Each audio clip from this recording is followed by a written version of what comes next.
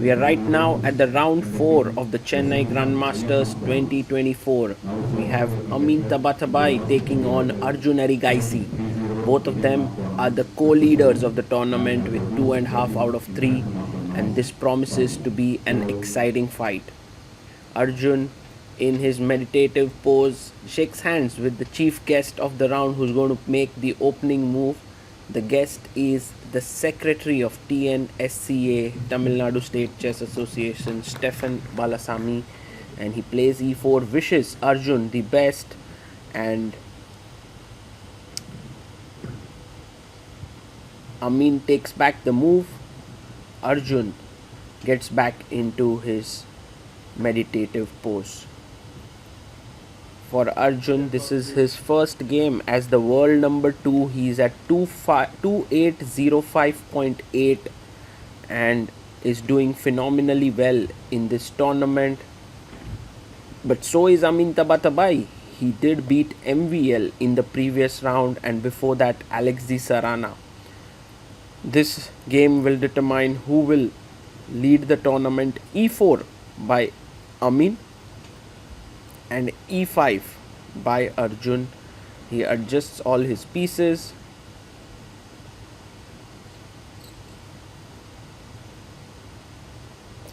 And presses the clock. Knight comes out to f3. Generally, people play e4, e5 as a solid way to respond to 1e4. But Arjun is a slightly different kind of a beast. He loves to play e4, e5 in an aggressive way. Now he goes knight c6. The bishop comes out to c4. It's the Italian game. And now knight to f6. Well, Tabatabaei goes d3, the slow Italian, where white tries to build up the position step by step. Arjun brings his bishop out to c5. This is all standard theory and has been seen innumerable times. White castles. And Arjun pushes his pawn to d6. White plays pawn to c3. Well, one of the ideas is to break in the center with d4, but a6 is played by Arjun, making way for the bishop to go back to a7. a4, gaining space on the queen side, and h6 is played here by Arjun.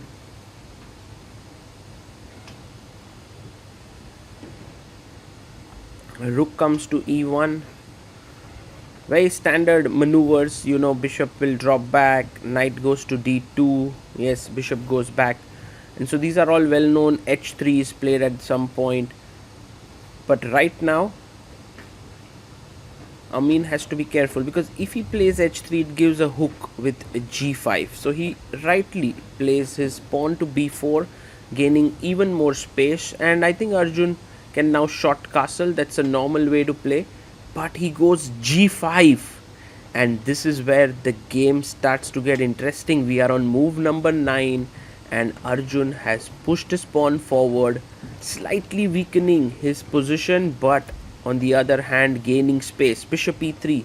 This is not the best move. You can push the knight away with a g4 and then later on take here and push h5, but Arjun makes a small error. He takes on e3. The thing is, the reason why this move is inaccurate is that now after rook takes e3, you are freeing up the square on e1 for the knight, and the knight is going to be much better placed from e1, looking at c2, promoting d4 than on any other square. So g4 played here. Knight comes back to e1.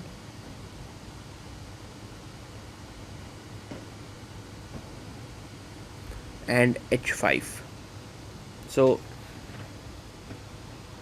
a very hyper modern approach here by Arjun.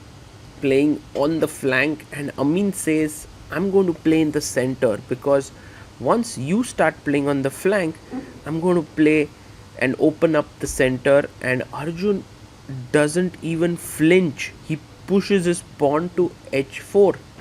Wow. Bishop comes back to e2, attacking the g4 pawn. Right now it is well defended. And now the best move is g3. The reason for it is that after takes, you cannot take with the rook. The e4 pawn is hanging. But instead Arjun goes queen e7. And this might be a tad too slow, because now I can push d5, then bring the knight here, which defends e4, so g3 no longer is possible, and then go for c4, c5 very quickly. He does it. Amin plays d5. That's the best move in the position. The knight is attacked. The knight has to either go back to b8, d8, or a7. I think b8 makes the most sense. Knight to b8 has been played, and now knight d2 is the most sensible move, because once you defend e4, g3 is no longer possible. I'll take and take with the rook. He plays knight to d2, defending the e4 pawn. And now queen to f8. The queen wants to pop out from the h6 square, but this looks a bit slow. c4, c5 is what Amin should be looking for, but instead he goes knight f1.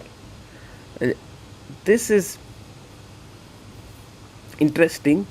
I wouldn't call it the most logical way to play the position, because knight f1 does stop g3 business, also defends the rook. The queen pops out from h6, putting pressure here. And now Amin plays pawn to c4.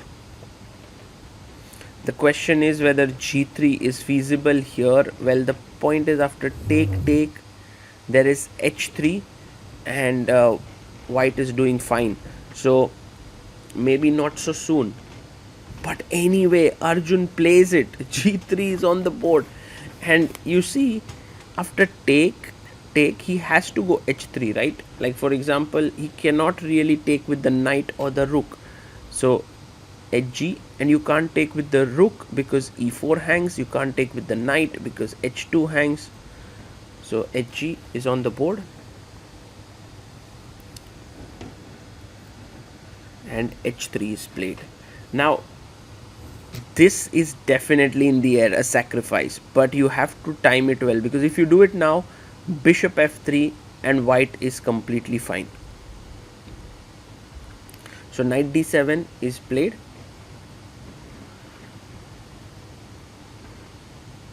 And he goes pawn to c5. Very logical chess, because if you take here, it kind of opens up the position. Let's say queen b3, and white is the one who's putting a lot of pressure here.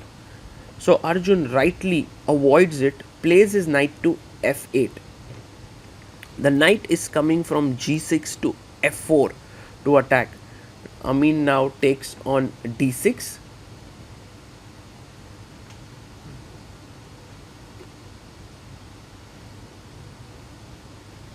And Arjun takes back the pawn. Because Arjun thought for nearly 32 minutes here. Because he was considering knight g6, not taking back the pawn. Queen c1 played here. And now Arjun sacrifices his bishop. He takes on h3. And Amin had that small look on his face like, okay, let's get into action. I didn't think that was working. But you know what? I think Arjun seems to have calculated it really well. Because after g takes h3, which you must take, if now queen takes h3, there is bishop f3, as we just spoke about it a few moves ago. And white is doing okay. It's not at all a problem. But knight g6 is such a powerful move. It's such a good move, because you're bringing another piece into the attack with knight f4. So rook takes g3 is played. In fact, knight takes g3 might have been even stronger in this position, but he decides to take with the rook, offering a trade of queens, and Arjun declines it by bringing his knight into the position, attacking the e2 bishop, also the e4 pawn. So Amin has to defend his bishop, also the pawn, and a move like bishop f3 doesn't work because of knight takes e4. You take here, there's a fork, so he goes queen e3, defending the bishop as well as the pawn. And now Arjun takes on h3 with a check. Rook takes h3, queen takes on h3,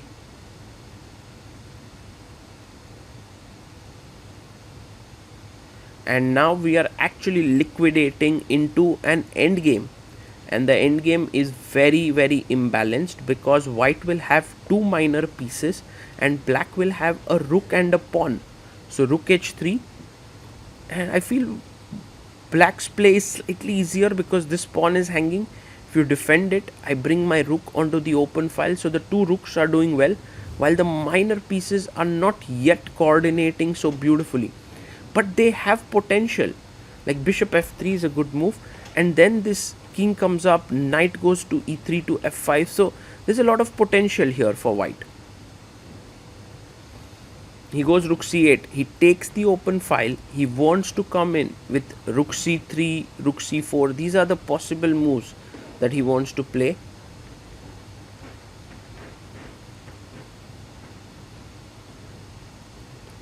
And rook b1 played here by white. The idea now for Amin is defending this pawn, also playing a5 and b5, creating some counterplay, while Arjun continues to create play on the f3 bishop because he needs to keep doing that. If he doesn't, white will stabilize and black will be in trouble here. So knight d2 played by Amin, and now Arjun brings his king to e7.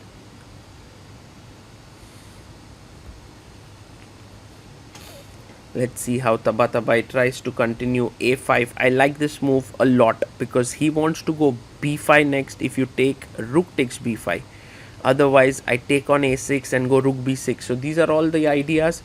Arjun goes back to d7 and says that, hey, if you play b5, I'll go knight c5 and I'll be completely fine. So you cannot really push so easily. King f2 is a good move here. And now b5 is on the cards, but Arjun doesn't care. He goes knight f8 and he's like, yes, take your chance. And this is a great example of why Arjun is such a dangerous player, because he gives his opponents chances and he takes chances on his own. That's the kind of player he is. Look at that, knight g6. He's telling Amin, take the pawn, go after it. I am going after your minor pieces and the king. B takes a6, taken here by Amin. Takes, and you can see a slightly curious look on Amin's face.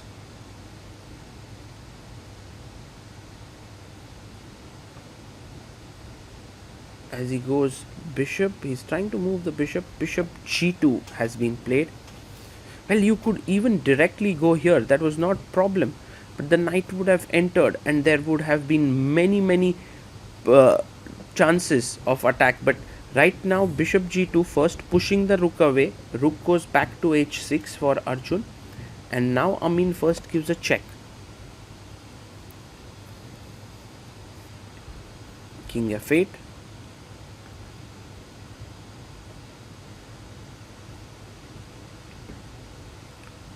And rook to b3 is possible, offering a trade there.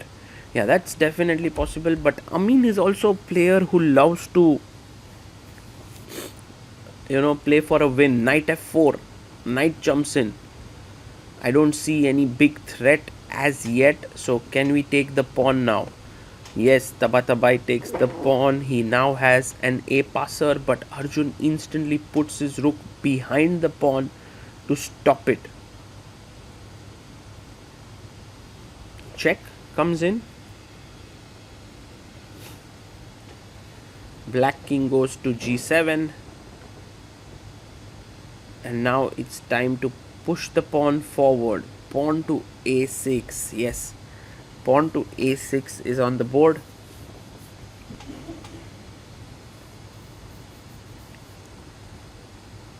And rook A2. He's pinning the knight here. Wow, the game is getting really sharp now. Knight F3 is the only move, and that's what Amin plays here. Knight to F3.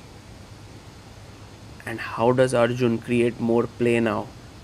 His pieces are well positioned.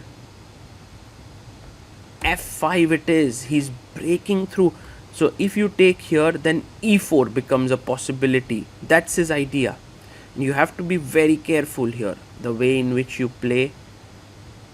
And maybe bishop F1 makes some sense here. He goes check first.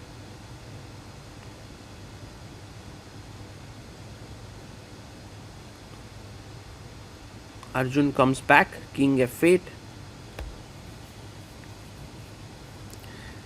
I'm sure that somewhere you have to give back some material as white, but with your A pawn, you have definitely good chances. Now Amin gives another check, and I think they can repeat this position and it would end in a draw.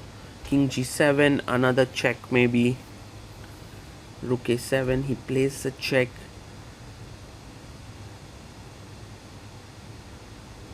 King F6. And now the only move to hold the balance is Rook D7.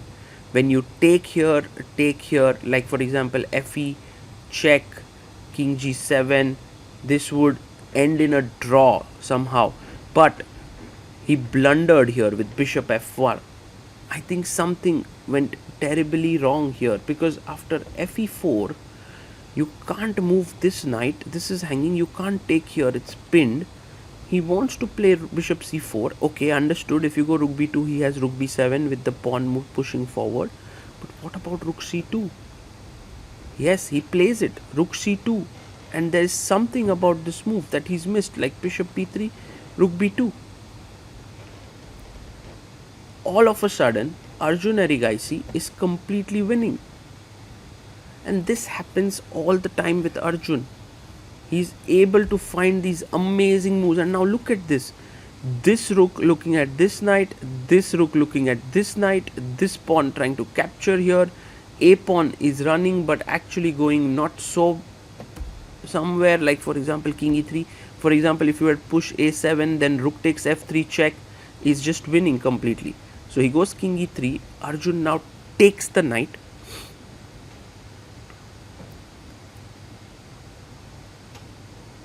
Amin goes in with a check. Final tricks here for Amin Tabatabaei.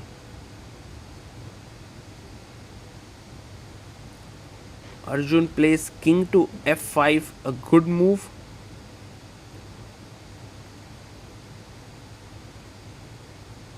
And now knight to d6 check. King g6.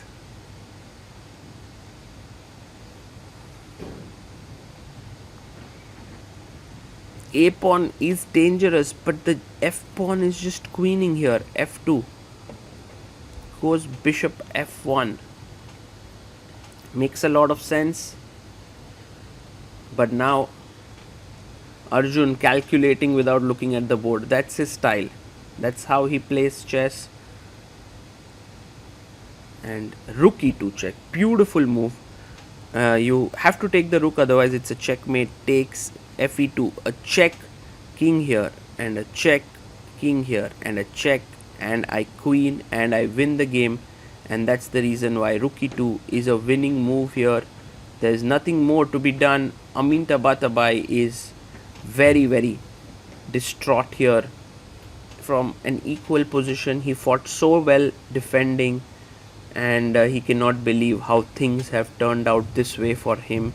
He offers his hand in resignation. Arjun Erigaisi beats him, and Arjun is now up to 2809.6 or something of that sort. He is in phenomenal form right now, and he's leading the tournament by 1 full point with 3.5 out of 4. If he manages to win another couple of games, he might even surpass the highest ever ELO reached by an Indian, which is Vishy Anand's 2817. And for now, we'll see how Arjun fares. But let's go into the playing hall where the players are arranging their pieces. It feels like they're not going to talk to each other much here, but then they start analyzing and they start looking at the position, and the way in which Arjun starts to show variations is very, very impressive.